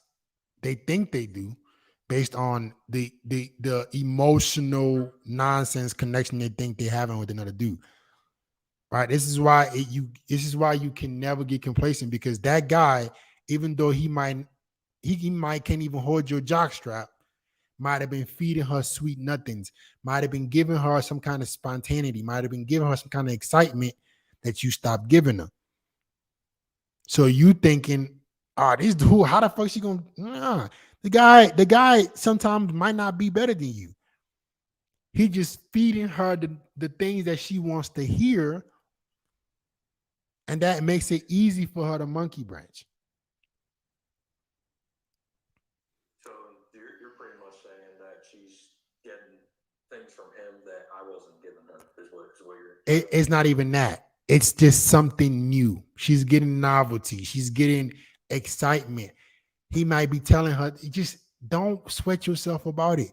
She has. Do you have a kid with her? No. Perfect. Did you marry her?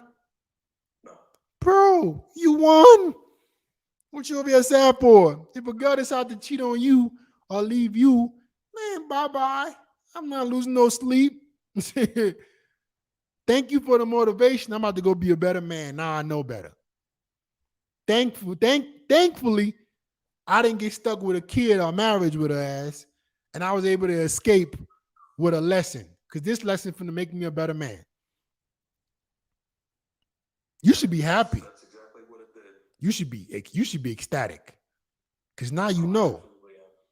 Ooh, this is the game y'all play. Bet. I learned my lesson, bro. This is the thing about what I mean. What I believe is truly high value as a man. You got to be able to learn your lessons quickly. I learned my lessons quickly. I peeped female nature before I got on YouTube. I was like, oh, this is the shit they do. Oh, okay. Bet. Oh, they'll convince you. Because I'm going to give you an example. My ex-girlfriend in college, the same one that told me I'm the only girl that wants you, right? She's the one that kind of convinced us to start spending more and more time together. She's the one that kind of convinced us to spend every day together. The moment I did that, she started looking for excitement elsewhere. So I'm like, oh, what y'all say and what y'all do are two different things. Bet. Learn my lesson. Okay. Word. They'll sit up here and look you in the eye and tell you this is what they want. And that is the total opposite. If you do that shit, you fucked. This is why you can never stop trying to get better with women, guys. The game doesn't end. You just get better and smarter as a man. Learn your lessons now, man. But I would say, bro, try to get in the best shape possible. Try to make some money. Become the best man you can be. And now you know that you letting yourself go. You not giving her competition anxiety. Although they might claim that's what they want, that's what allows them to go monkey branch. If women don't feel scarcity when dealing with you, if they're not afraid of losing you, they're going to definitely try to convince you that this is the best thing to do. But I guarantee you they're only doing that to set up their next guy. Makes sense. All right. And then one last question I'll wrap up. But I'm trying to, I've took some of your advice about in the photo game, high quality photos and all. Mm-hmm. How quickly does that take effect, or kind of you just gotta let it run its course, or like you just gotta just invest? It's okay. This is the thing. This is another mistake that I think guys make. And my photographer told me the same exact thing. I just had a photo shoot not even 2 weeks ago. And my photographer, he was telling me, yo, bro, because he watches my content, right? He was like, man, I would have so many guys come up to me, they want to take dating pictures, and they'll think this one photo shoot is gonna get them all the hoes. And I'm like, that's crazy you say that. I tell guys the same shit. Guys, it can't just be one photo shoot. I do photo shoots every few months. You can never stop trying to improve your looks. You can never stop trying to maximize your image. The problem is y'all think that you can just do a little bit of work and that's enough to get all the results. Hell no. I'm telling you as a guy that literally just did a photo shoot. And I've been doing photo shoots consistently like for years. It's a process. Why? Why do I think like that? Because I know there's something I can get better at.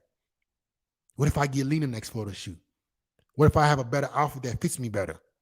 What if my jewelry matches better? What if my face gets better? What if my beard looks cleaner? I'm trying to maximize myself to the max.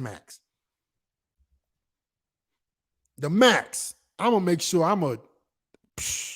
ain't stopping.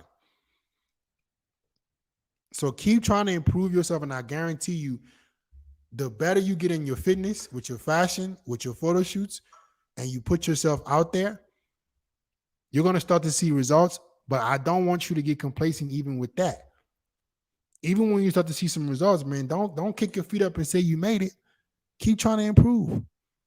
Keep trying to make your face as attractive as possible. Your haircut as good looking as possible. Your outfit is good. That is what puts the pressure on the girls. Do you understand me?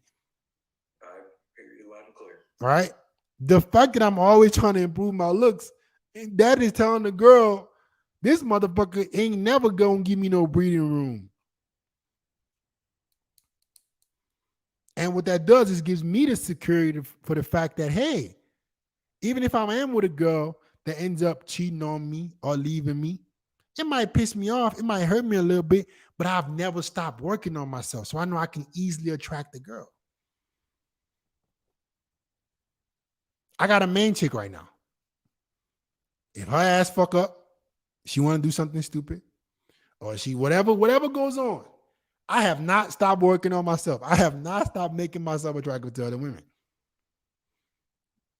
So that's gonna be her loss. Okay, no worries. I'll find a girl who's ready for me. Another part I got to left. I know you got to get to another caller, so I'll make this brief. But her mom was also a big dictator in the relationship too, so it felt like a relationship with me, her, and her mom. That's another issue, guys. You can never take a woman seriously who needs to get direction from somebody other than you. You can never. All y'all listen to me very, very carefully. Any girl you deal with that needs, I think I made a video about this. I think I talked about this in one of my points in one of my videos. If her family play a big role in the decisions that she make, I would never date her. No way. Because I know exactly what's going to happen when you go wrong with me. I know exactly what's going to happen. She's going to go run to them. They're going to go tell her some nonsense. She's going to start manipulating the breakup. Any girl that her decision making is either dictated by her friends or her family, because a relationship is between who? I'm asking. Did you get muted? Then you got muted again. Oh yeah, my fault. I think it muted me by accident. Yeah, it's a relationship. It's two people. It takes Right. two people. Right. It's between you and her. So if our relationship can be dictated by outside factors, we don't have a relationship. If me and you can't come to terms of agreement on what's best for us, and you need outside information, that tells me we don't have a relationship. So all you guys listening right now, please pay attention to this. If you ever run into a girl, mark my words, whose family or friends play a big role into her decision making, she's going to end up manipulating that breakup. Guarantee you. All right. I appreciate all the advice. I enjoy your content, and I'm gonna take some of your advice and just keep killing. All right, man. Yeah, I appreciate everything. All right, bro. Have a good one, bro. Yeah, you too. Peace. Yeah, guys, man. You guys got to be. The game never ends, bro. I know it's hard, guys. I know. I feel y'all pain, bro. You're like, damn, Fit, I got to put all this work in. And even when I get the girl, I still got to play all these games and all this. It doesn't end. It can never end. If you decide to kick your feet up with these girls, they gone. And they will try to encourage you to kick your feet up. I'm warning you. They will try to encourage you to do it. Baby, you don't got to do that much work. Baby, why you got to work so much? Why you got to get in better shape? Why you got to improve it? In the back of my mind, I'm like, yeah, you don't want me to get better looking, so I don't leave your ass when you fuck up. That's what I think. Anytime a girl is trying to tell me, oh, you don't got to do all that, in my mind, I'm like, yeah, you don't want me to do all that because you know it's going to put your ass in some scarcity and you can't act crazy. Oh, I'm going to do that for sure. I'm going to keep improving myself. Because I know if the moment I kick my feet up, you planning your exit. No. Mm-mm. Or at least if you do plan your exit, because you win either way, right? If a woman, if you stay working on your looks, if you stay trying to be an attractive guy, even if a woman leaves you, you at least didn't stop working on yourself. So you can attract another girl. It's a lose-lose situation for you if you listen to her and you kick your feet up. Because if you listen to her and keep her, chances are she could lose respect for you. And now if she leaves you, you're not even attractive to other women. Nah, I'm gonna keep working on my looks. You could leave. Guarantee I'll find another one. All right. All right, guys. Before I'm gonna take a couple more guys. This has been a great stream so far. If you guys want to ask any questions, whatever you're dealing with women, if it's a breakup, an ex, you're trying to figure out how to improve your image, get better dates, get better at code approach, guys. This is what I help guys with. So if you want help, man, and you want me to help you, I want you to click the link I'm about to post in the chat, right, to book a free consultation, right? Don't wait till the end of this live stream to bookmark this link. Click this damn link right now, save it, and make sure you're booking a free consultation to ask me whatever questions you want to ask me tonight. All right? Because I've been through the same problems. All right? But I learned my lesson very, very quickly. So don't end up like a guy who kicks her feet up. I don't need the strategies anymore, right, Fit? And then she leave you for another guy. The game never ends. You have to keep improving yourself. I'm going to post the link one more time. All right, let me take the next caller. Let's go, Andre Santos. Unmute yourself, G. Yo, what's up? What's good, man? How you doing? You can listen to me good? Yeah, I can hear you, bro. Where you calling from? Okay. I'm calling from Portugal, actually. Awesome, man. Far away, a bit late over here. Good morning. No, it's 3 a.m. Yeah. What you got for me? Yo, so yeah, I don't really got a question for you. I'm actually doing really good right now. But I actually just want to tell you something and like hear your opinion. Okay. I think that something that you teach us really important is being fearless. It's like in your name. Mm-hmm. And I just wanted to talk about that a little bit because to me that's really important. I really focus on that, and achieving that really helped me, solve all these problems that men seem to have with women and everything else. So yeah, I just wanted to talk a little bit about your experience on how you became fearless, how important it is to you, and that's pretty much it. All right. I think I'll help out guys a lot. So the thing about a man is, right, our journey to becoming the guy we want to be, we tend to have to figure it out on our own. All right. You're going to have friends. You're going to have people who support you. But at the end of the day, man, you got to look yourself in the mirror and realize that nobody's really coming to save you but yourself. All right. Nobody's gonna make the future that you want for you. All right. I realized that a long time ago. I'm gonna give you a perfect example that made me start thinking like this. All right. So the reason why I started becoming really fearless was because I took a bet on myself back when I was in college. Two instances, for example. One was when I was a track athlete. I was studying to be an engineer, and like I wasn't getting the results that I wanted with track.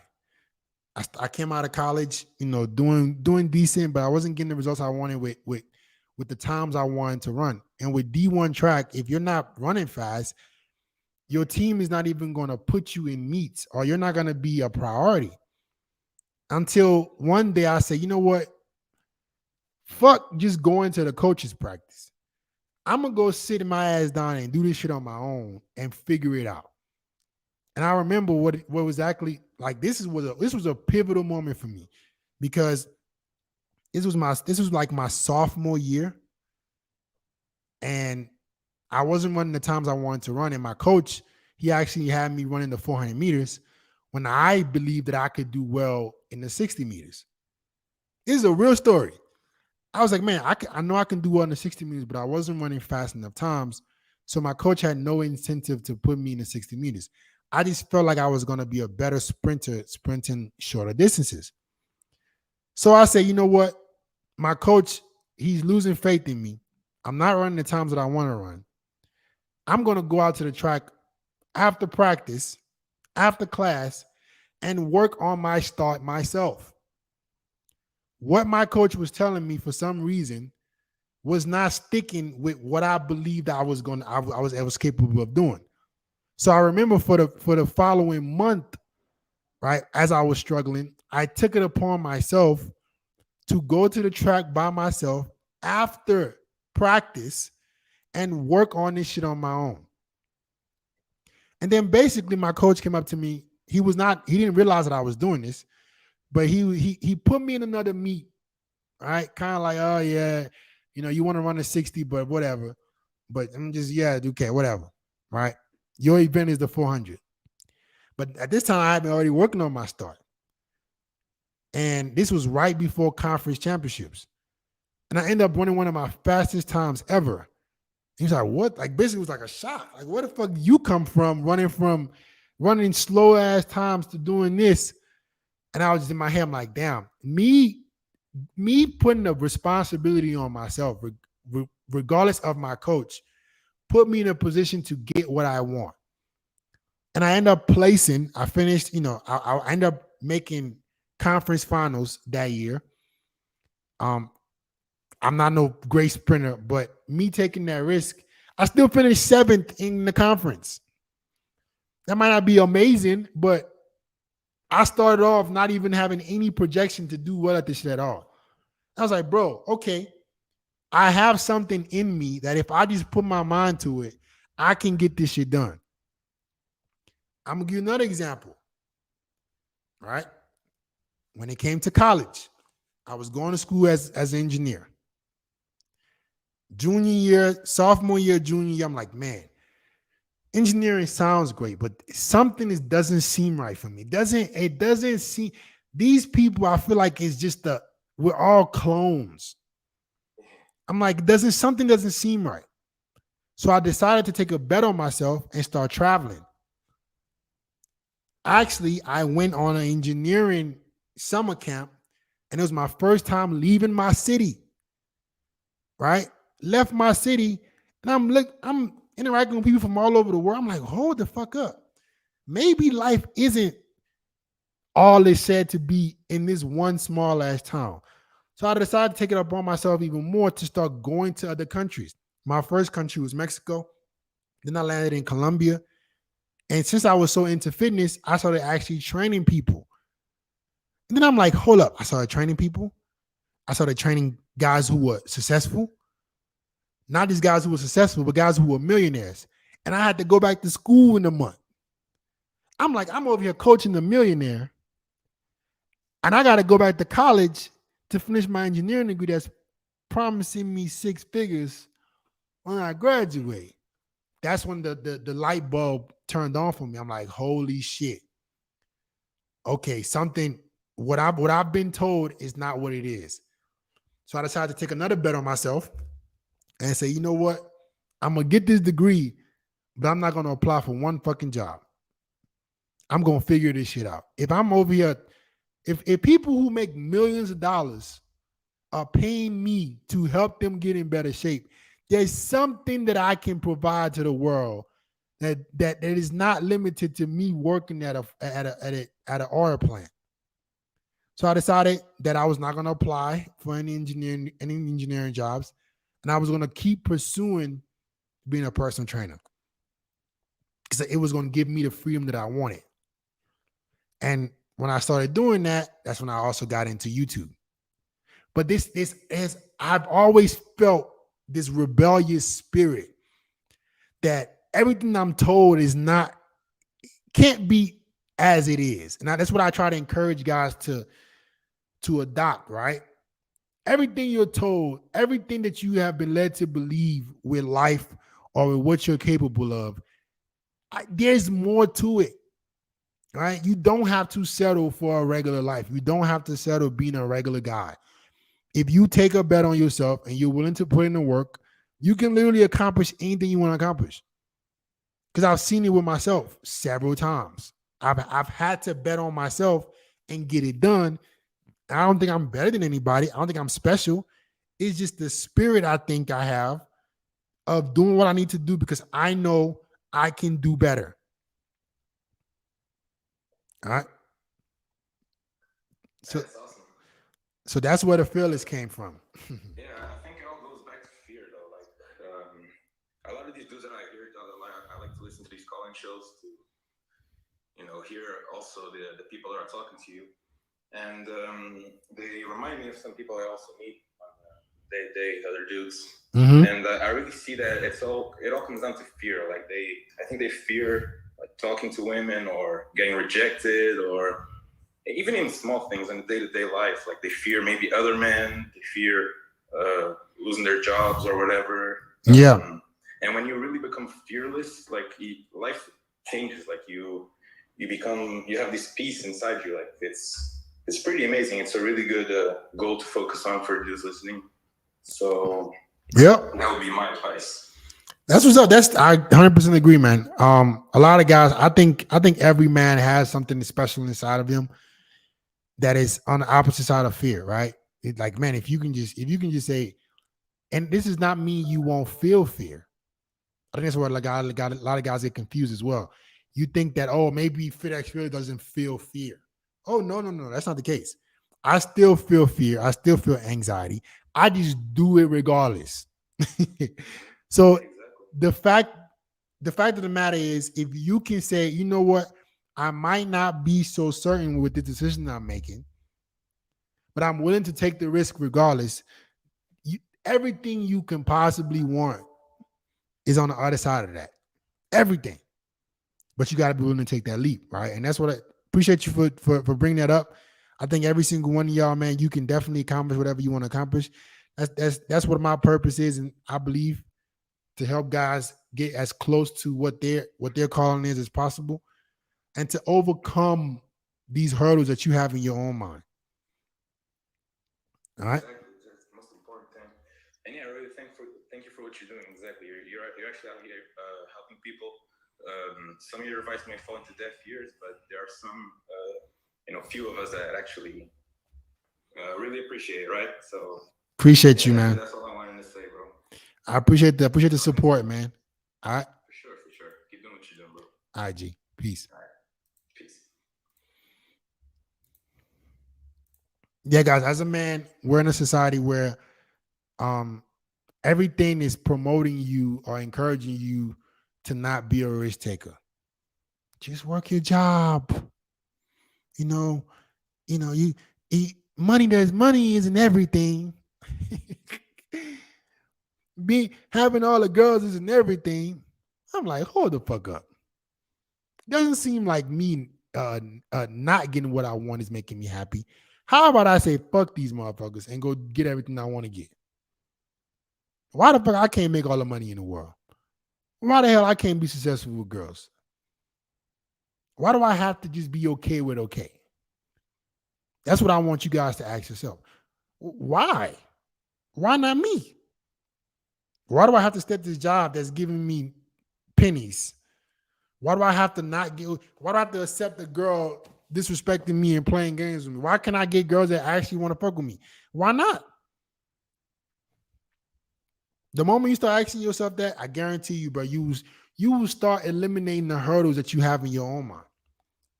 100%. All right. All right, guys. I'm gonna take one more person, one more guy for the day. One more guy for the day. But before I get to this guy, all you guys watching, whatever questions you have, whatever problems you have, you want to get better with women, you want to be more successful, there's a link in the chat right now to book a free consultation. Don't forget, click the link, bookmark it. This is going to be my last call of the day. Look in the chat right now for that link. Click it. It's a free consultation. And let's get to it, guys. Let me get to the last guy for today. Let's go. Behind Jones. Unmute yourself, G.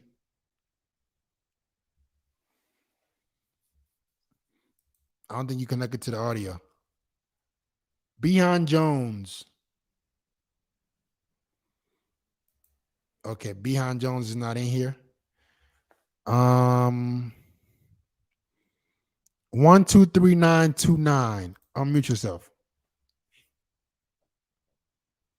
123929.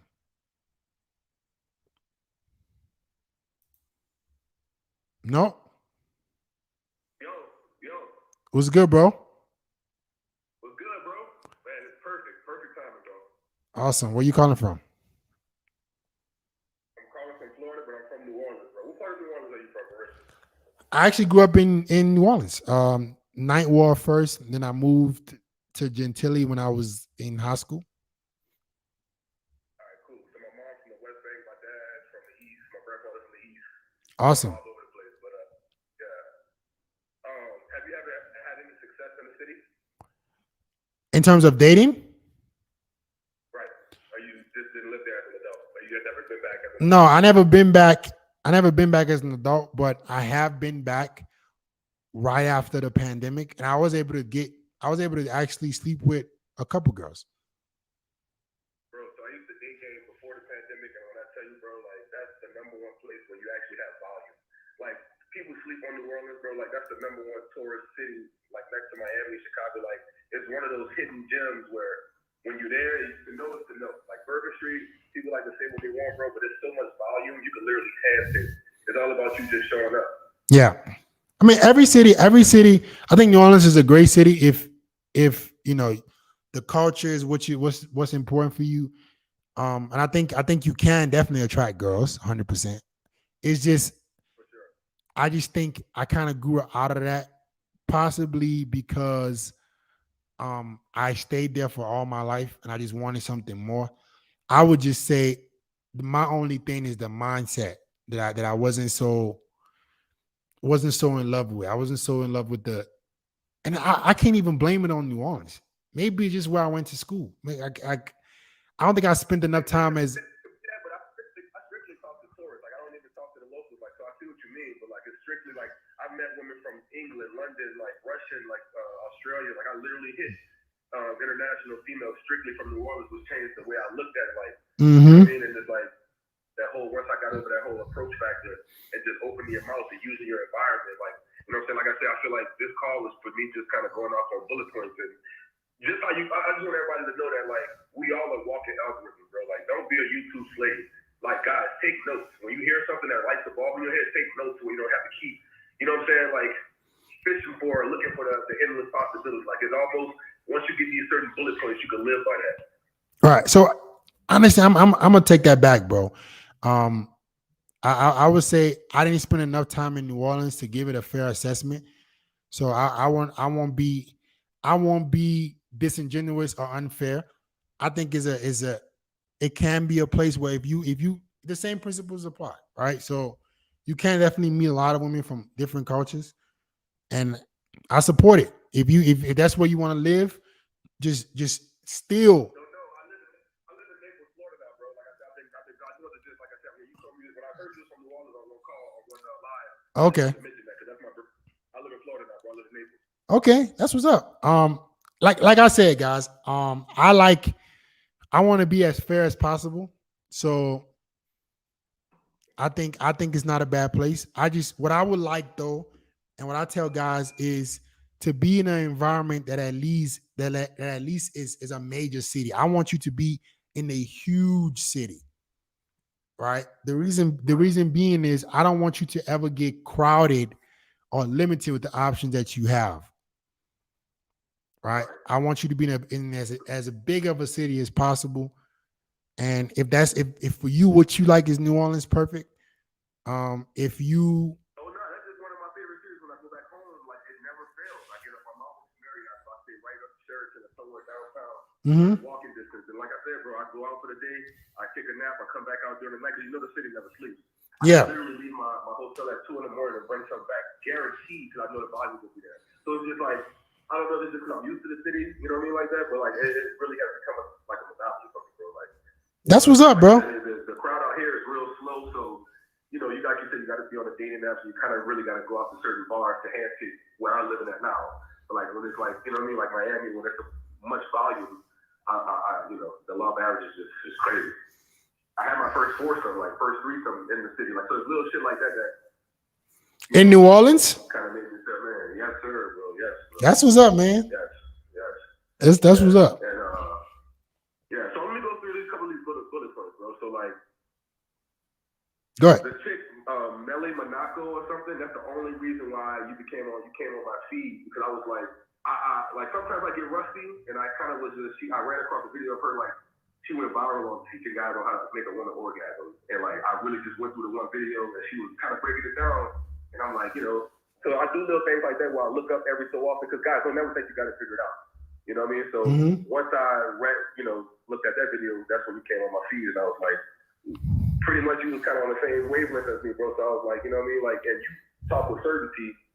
So that's another reason why that's a way to, you know, add to the repertoire as well. Like you said, being confident and knowing what you know, what to say and meaning to say. That's what's up. I support every creator. I'm not, if whatever you guys take as much as you want from everybody, spread your knowledge out. Whatever everybody else is teaching you, great.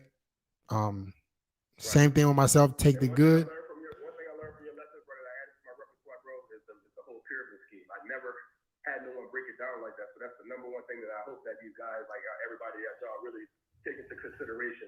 Like, because I do have a fitness channel. If you don't mind me, like, shout it out, bro. Well, wait. First, what is the pyramid thing you're talking about? The purpose, fitness, family, and women. Okay. That's so real. Like when I first heard you say that, bro, that like it hit different, bro. Okay. You know, because I'm really, like I said, I kind of like, I feel like our story is a little similar, because I started off as a personal trainer here in Florida. Like I said, dealing with these millionaires, dealing with these people. Like I had this one guy that was paying me $1,200 a week, bro, just to train him, his wife, and his son. You know, and it's just like little things like that that changed my way of like, okay, I don't have to work a regular job. All right. What's the finish channel, bro? It's called personal training in your pocket. Like I literally just started getting more serious when I've been made it, but I just wasn't posting. And I just feel like if I could kind of get with you on a one-on-one on how to really monetize, bro, because I feel like I got my tag. I be trying to put the keywords in. I just don't feel like I'm like getting that. So like you can check it out and see where I'm going wrong, and I love to hit you up and see if I can get monetized. I'm at like almost 200 subscribers, and now they changed it to 500. So I'm just trying to get over that hump, dog. All right. So yeah. Right. So part of my coaching is the basis of my coaching, guys, is to help guys with what they're struggling with women. But all of my students generally have businesses, and I'm the person that they come to with that as well. So if you want, I know they got Fiverr, like they got resources, they got people out there, you know what I mean? But all right, I got you, bro. So all of you guys, if you click the link in the chat right now, just book a call, bro. You might be a good fit, you might not be. I don't know. So it's up to you to like. Well, just check out my page. That way you guys have a heads up. Okay. What is it again? What is the page again? Okay, personal training. got you. Yeah. All right. So let me go through these bullet points real quick, bro. So when you said like every young man should actually like learn sales, bro, I actually went through a 7-hour crash course of like the basics of selling because I had did like direct TV and like Costco, the Best Buy, like I did that live direct sales that those people, and that really changed the way how I look at it. It teaches about life, women, and everything because you're literally live talking to someone in the store and you're trying to close them right then and there. Right. And there's a thing in sales with it, like it's called ABC, always be closing. So if you're not closing, it's like it's something you're not doing. There's a word for everything. There's an answer for everything. So it's no excuses in sales, bro. That's the same thing in life. Like when these guys come on here with these, you know what I mean? Like it's something that you're not doing, whether it's looks, whether it's the fitness. Right. You know. So I just wanted to mention that. Deep voice exercises, bro. Like this is a slept on quality, bro. But like there's actually exercises to make your voice deeper, bro. Like women actually are attracted to like a nice, strong, you know what I mean? Right. I know about them. Right. So, I'm familiar. I agree. Yeah. I noticed that you don't really touch on diet, but there's actually food that feminizes men, that actually promotes estrogen. So I don't want to go deep into guys, but just like look into that, guys. Okay. What else you got? Okay, so I got this thing called muscle privilege, bro. I'm not sure if you. Okay, so listen. What I don't want you to do though is I don't want this to be a indirect pitch. Right? I appreciate you calling in, right? And personal training in your pocket is your YouTube channel. You've already shouted it out. Well, I wasn't trying to pitch you. No. I'm not saying. I'm not saying that you're trying to pitch. I'm saying you don't want the guys to feel like you're just talking about all this stuff so they can come back to you. If you have information that you feel is valuable, just be brief and just, give your opinion, but you don't want to drag it out too long. Right? This is huge. Okay. Got you. Go ahead. You answered my question with the whole, because I actually had a bullet with like how do big dudes with frying chicken, then you came out with the video the next day on like people, being put as placeholders, and that made so much sense. Okay. To answer my question. And like I said, bro, one thing that actually changed me, bro, is like doing pull-ups. Like if you want to like break it down and really like try to get your body back to like that main, like, you know what I mean, like the basic standard of where it should be. Like I believe pull-ups is the #1 exercise that does way more than we think it does. Okay. No, I agree. Pull-up is a full body compound exercise. Engages all your muscles. So yeah. I really hit them and I do it weighted, and it's literally, bro, like it's crazy. But the only thing I want to break down with the muscle privilege is I'm a black guy, but it's like anywhere I go, bro, like I get stared, bro. Like it's like a life that I like. Any room I walk in, like it's even crazy to what couples I can see a girl with a dude and she's staring like how do you handle that, bro? Like, cause like sometimes I get a little frustrated, so I be wanting to say like like approach it and like be a little hostile because I feel like I don't know how you treat that, bro. Like I know it's a compliment in some ways, but sometimes I be feeling like. Okay, this is the last thing I'm gonna say because I gotta go. And I appreciate you coming on, but the better you look, the more people are gonna stare at you, bro. And girls are gonna choose you. The girls are gonna choose you with their boyfriends or not. I would say don't pay that much attention to it because a lot of the girls, they just want attention. They know you look good, and they want you to validate them in front of the guy. A lot of women with boyfriends they still want to feel validated by a guy that they find attractive, even though they might not want anything with you. So don't pay that much attention to it. All right, bro. I gotta go. I appreciate you coming on. Make sure you make every Tuesday. I appreciate you, bro. All right. All right. Peace.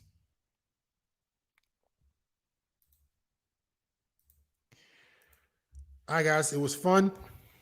Don't forget, if you have a question, click the link in the chat to book a consultation. You might qualify, you might not. It might be a good fit, you might not. No pressure on you, G. But if you do have a question and you want help, make sure you guys click the link and book a consultation. And I will see you guys next week. Deuces.